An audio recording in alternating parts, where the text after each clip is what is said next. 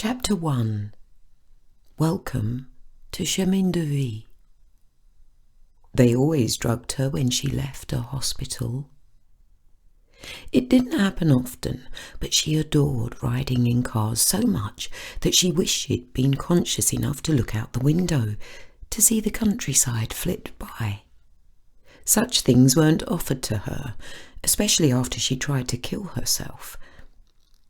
Camille sat up in the back seat, her head lolling across the leather as if it were a lead ball.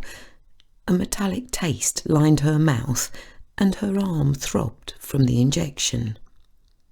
Her egress from the Maison de Santé had been so quick that it was a wonder she was heading home. They were never fast to let you leave, only fast to take you in. It was dark as the pit outside the windows, except for a faint glow far off, on the other side of the tree line, the spire lights along the Eiffel Tower. Rain fell on the thick glass as they cut a swathe through the hills, and she could smell summer in the air. The flowers, the hewn grass, the industries of man's big machines, it all found her nose there in the back seat. This car was rather nice. Not a taxi, but something more high class. A Renault, perhaps. Something in which Pierre would drive her mother to the cinema. A thin veil of cigar smoke hung in the air, slightly muted by the smell of leather. On the radio, a man in a pleasant baritone voice was talking about Hitler, his tone far more acquiescent than it would have been a year ago. With the Germans, and the war only a footstep away, the French surrender was all but guaranteed. The man on the radio even said the Führer had toured France today, stopping at the Canadian National Vimy Memorial for photographs. She rubbed her arm as she tried to see the driver.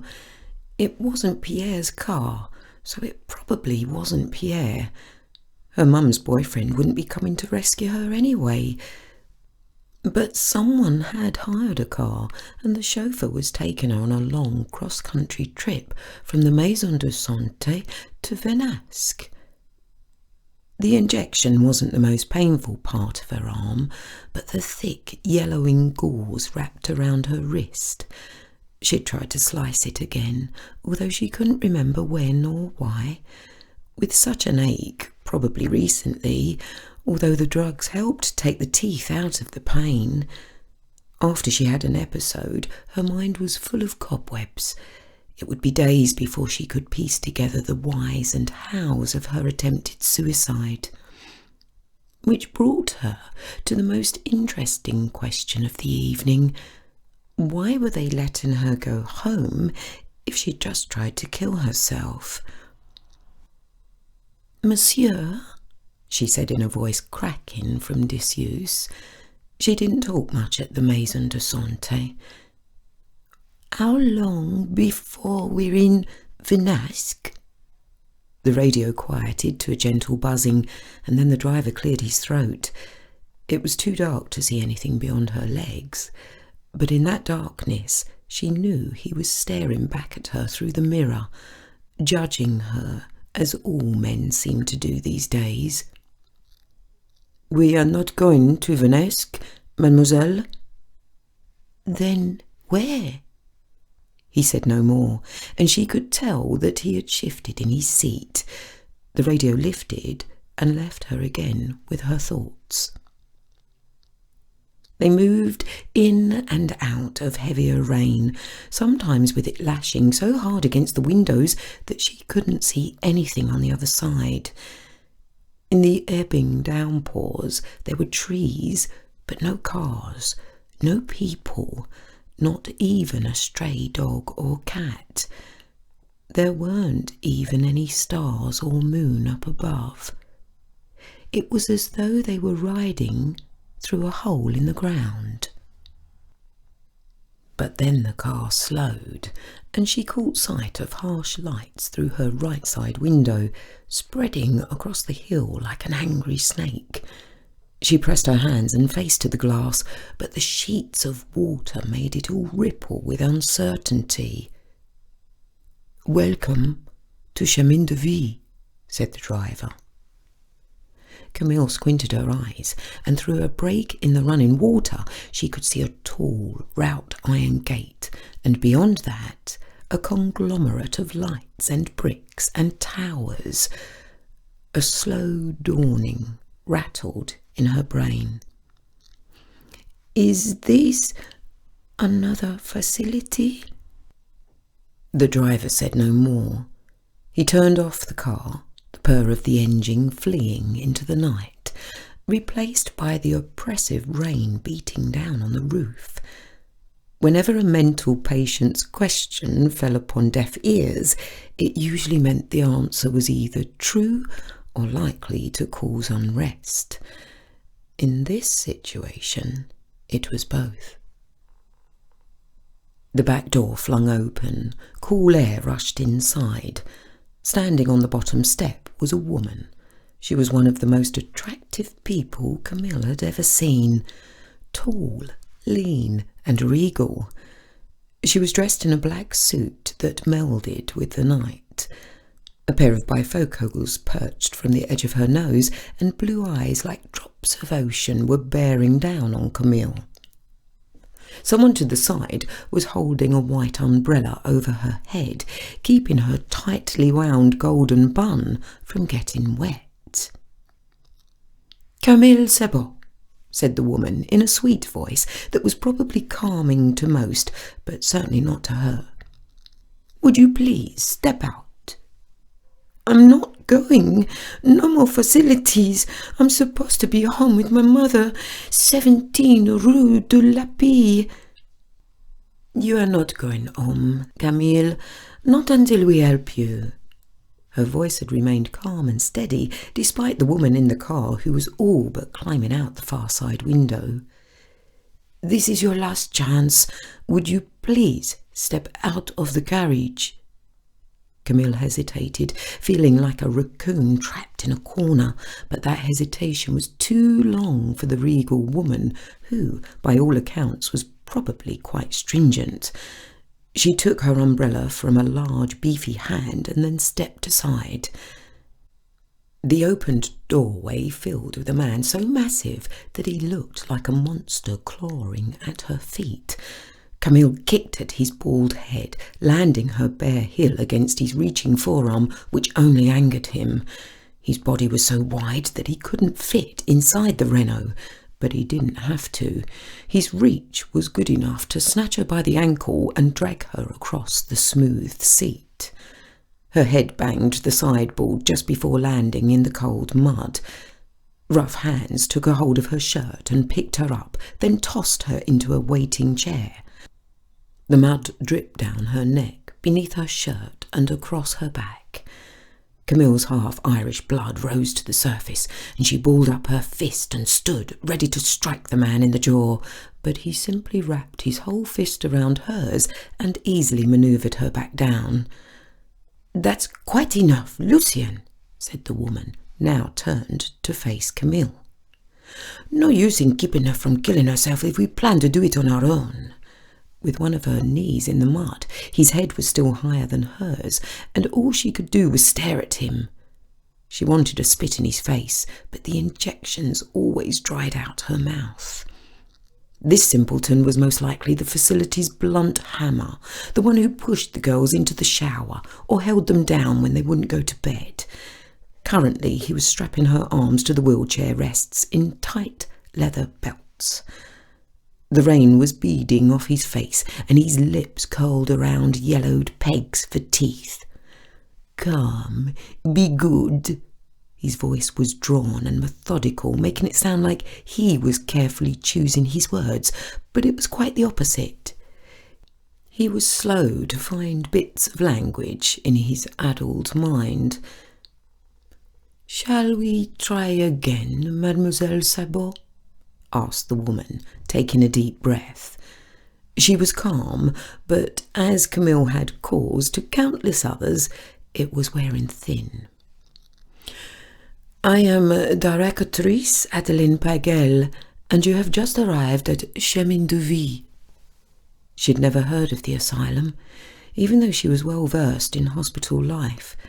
She'd been shuffled to 4 different facilities in just the last 2 years. All asylums were horrible, just horrible in different ways. "Watch her injured arm, Lucien," said a soft voice to Camille's right, just as he tightened the belt. She'd been so wrapped up in the stoic woman and the frightening orderly that she hadn't noticed there was a third person with the welcome party. This lady was a nurse, as evidenced by her white head-to-toe attire.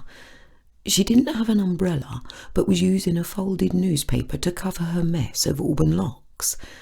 She had kind eyes, and for some reason Camille had more trouble meeting them than the eyes of the 2 who were insisting she be interred here. With Camille's legs strapped to the chair, her entire body now at the mercy of these people, Lucien stood up, his frame towering menacingly. He stepped behind the wheelchair and Pagel took his place. She held the umbrella in one hand and in the other cradled a thick blue ledger from which she read: Camille Sabot, aged 33, in and out of mental health facilities all across France. Lucien grabbed the wheelchair and began pulling it backward. Tall stone steps rose just behind him, and each time the brute lugged the chair up one of them, it made Camille's teeth rattle.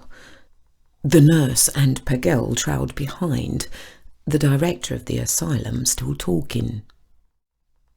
You lived with your mother, Colline Delafosse Sabot, and your father and brothers.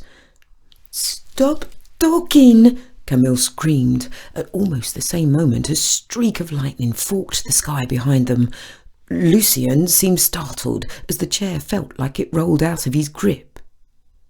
You don't wish to speak about your family? No, I don't wish for you to speak about my family. Let me go. I want out of this place now. I need to see my mother. I can't survive another facility. And that was the crux of her situation. A woman of Pagel's intelligence and experience, who'd seen countless waifs such as Camille dragged across the threshold of Chemin de Vie, recognised it almost immediately. But that answer satisfied the director, for she closed the ledger and tucked it beneath her arm. They would circle back to it sometime later, she was sure. Or Camille's information would be handed to the resident doctor of the house, some ageing retired medic from the Great War who still needed to put food on the table. Camille hated them all, but she hated their questions even more. Golden light spread across Pagel and the nurse as they reached the front of the asylum. Lucien turned the chair around and Camille looked upon a facade that didn't strike her as a mental health facility. This place was ancient, the bones of it reaching far back into the past. It was a massive structure, rising 3 stories and disappearing into the darkness far off to the left and right. As with most facilities that used natural light to soothe, it was as much glass as it was brick, and she spotted at least 4 people looking out. A red-haired girl, a dark-haired woman with a thinning bald spot, and a pair of blonde girls, each with red-rimmed eyes. In the centre rose a clock tower, and Camille's hazy mind tried to place the time. She didn't know much right now, so lost in her stupor. It was summer. It was 1940. She'd heard the chapel bells that morning, so it was Sunday. But looking at the clock, she couldn't make out the time. Lucien pushed her over a mound at the door and into the hot foyer. Directly in front of them was a floor-to-ceiling cage made to protect the intake nurse from violent patients. Inside, an empty desk and a trio of filing cabinets. A telephone and a tall stack of papers, the only things noteworthy. Jazzy music filled the halls, which were mostly deserted, but added a layer of tension, like some malevolent juxtaposition between the music and her state of being. Directly ahead was a hallway, and flanking that were two sets of steps that went up, although Camille couldn't see past their metal lattice gates. All staircases in these places were cut in a spiral fashion to deter jumpers. It didn't matter. These people were crafty when it came to killing themselves. She looked at her wrist and realised she hadn't been crafty enough. Camille had made a terrible mistake in trying to kill herself again. It simply restarted the cycle. More doctors, more prodding, more tie-downs, more questions. Didn't they see that the process made the crazy even crazier? This renewed her panic, and she began fighting against her belts. The chair rocked back and forth, and somewhere she heard a laugh, but didn't acknowledge it. She had to escape this place. "Boom, boom," said a voice to her right. Camille looked down the hall, and pressed against a sliding lattice door was a pair of women, both looking far more dishevelled than Camille ever dreamed of being. "We're storming to Bastille! To arms! To arms!" A short-haired girl studied Camille, her hands out like she was aiming a rifle. Her fingers were grimy, nails chewed to the quick. "You are a few years late, mon colibri," said Camille.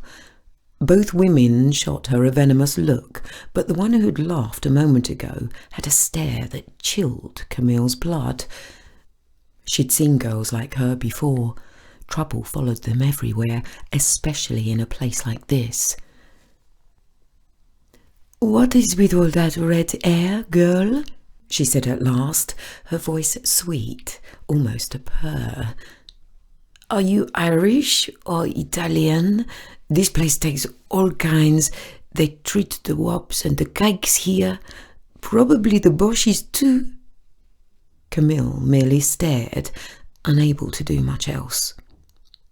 Pagel's heels clicked noisily on the tile as she walked around and stood in front of the fitful Camille. She gave a moment for the strapped woman to compose herself and then spoke.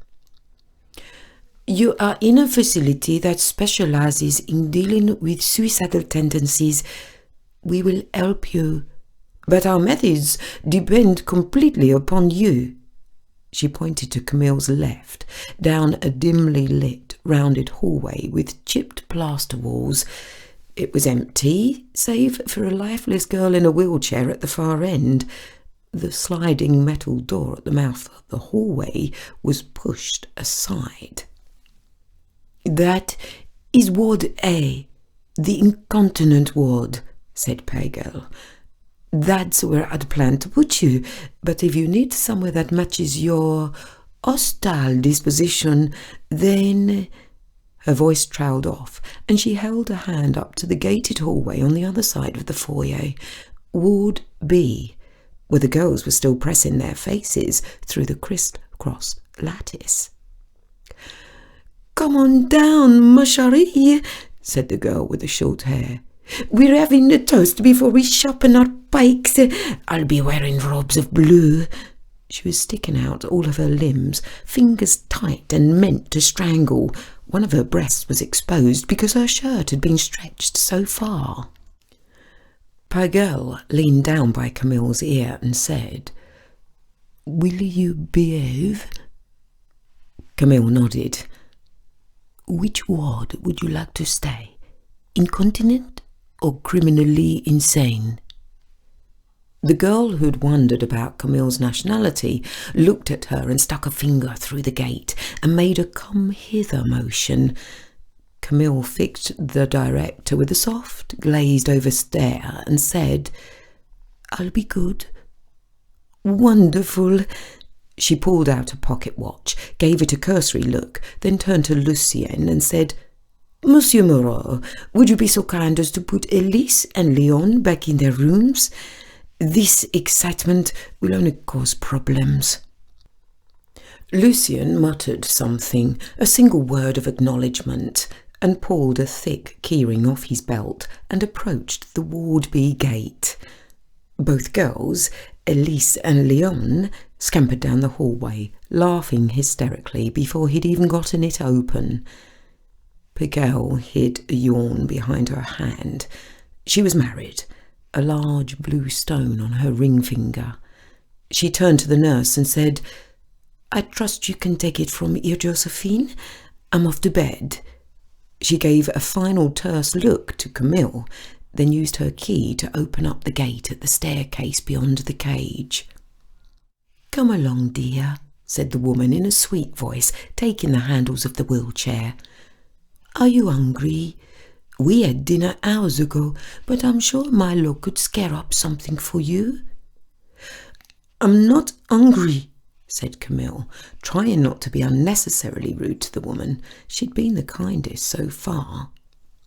"We're going to put you in room 5. I think you'll like it. You can see the vegetable garden through your window. You'll have to stand on your bed." "Oh, I'm not supposed to tell you that. Don't let them see you doing that, okay?" "Okay," agreed Camille. "I haven't introduced myself, have I? I'm Josephine Ravel. I'm the head nurse in Ward A. We'll be seeing lots of each other. Not because you'll be sick, but because I teach a painting class. Doesn't that sound fun?" "No," Camille answered honestly.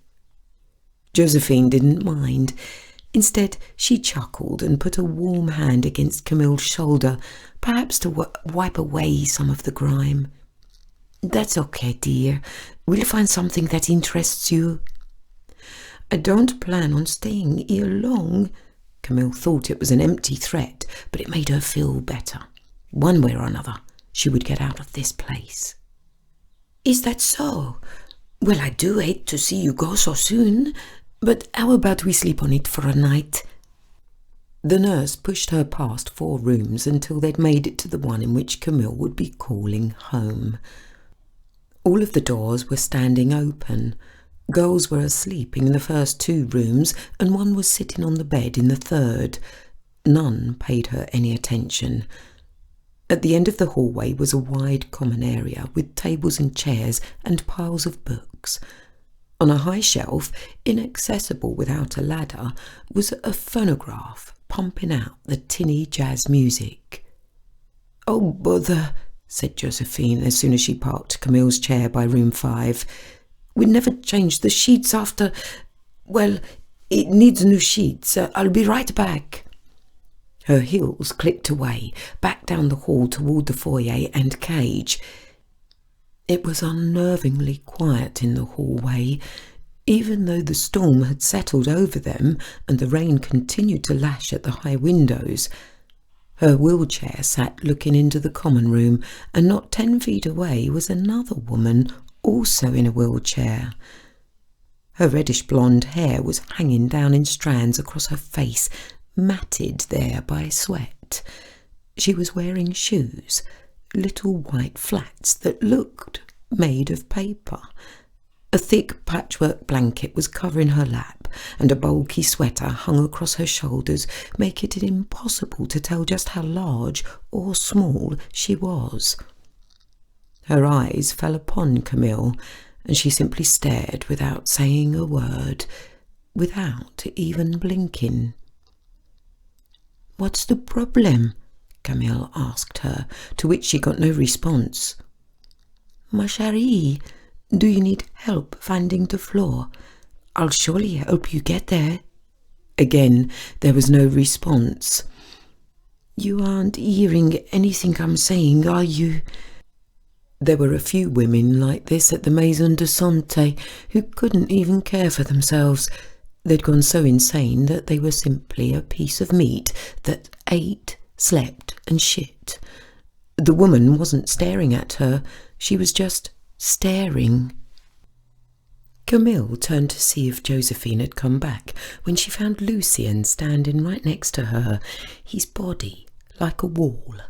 He stank of cheese and sweat. His beady eyes were boring into Camille, probably wondering how he could make her life hard. He pointed a meaty finger to the woman in the chair and said, "Isabella, sick." "Isabella's sick, got it," said Camille. He nodded slowly, then walked over to the woman's wheelchair and started to push her down the hall, far gentler than he'd pushed Camille only moments before. Isabella's eyes gazed right through her as she passed. Josephine quickly returned, heels clacking, and dutifully changed the linens, and then she was back in the hall, kneeling in front of Camille. The nurse was a plump woman with crow's feet at her eyes whenever she smiled. Perhaps in her late 50s, she carried herself with a dignity and reserve that Camille found quite rare in such institutions. But her smile put Camille at ease, although she wasn't ready to let her guard down. She brought a warm, wet towel up to Camille's face and wiped away the mud. Camille's red hair was a matted mess, and the nurse did her best to run the cloth through it. "You'll get a shower first thing in the morning." "Thank you," said Camille. Josephine, in a calm voice, said, "Do you need to be strapped down to your bed tonight?" "No, madame," said Camille, knowing that manners went a long way with professional staff. "Are you going to hurt me if I take these belts off?" "No, madame," Camille repeated. "Are you going to try to run away or hurt yourself?" "No, madame." Josephine considered her a moment longer and then slowly began to undo the belts. Camille wanted to bolt out the door, but she fought the urge. This woman wasn't going to hurt her. Josephine helped Camille into the room. It was small, but larger than the one at the Maison de Santé. This place was around 5 meters squared, with a doorless closet containing 3 identical grey trousers and shirts, and 2 pairs of laceless shoes. There was no toilet, no sink basin, no shelves or books or flowers. She only had a tiny rectangular window that was crisscrossed with bars. "The doors are usually locked at 10, but it's always an exciting night when a new girl shows up, so things are more hectic than usual tonight." Camille sat on the bed and looked at the ugly plaster walls. She wanted to cry. She wanted to fight, but instead she kept her mouth shut and waited for Josephine to finish. Josephine told Camille the schedule for the following day, and it wasn't so different from the Maison de Santé's way of life. As Josephine shut the door, Camille curled up on the bed and wept. She wouldn't be here forever. Camille closed her eyes and drifted off to troubled dreams, her fingers stroking the bandage on her wrist. As she'd thought in the foyer, one way or another,